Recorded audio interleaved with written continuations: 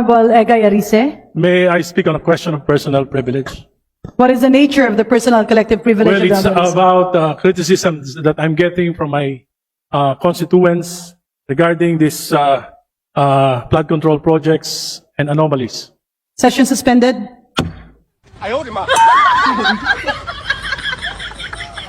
Suspended agad kasi sigurado sila na titirahin sila ni Erice, no?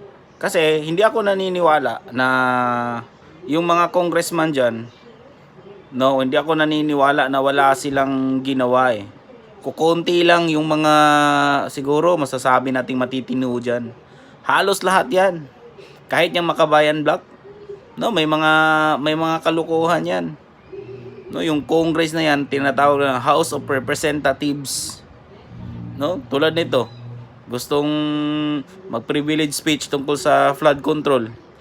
No, sa mga insertions na ginawa last year. Session suspended agad.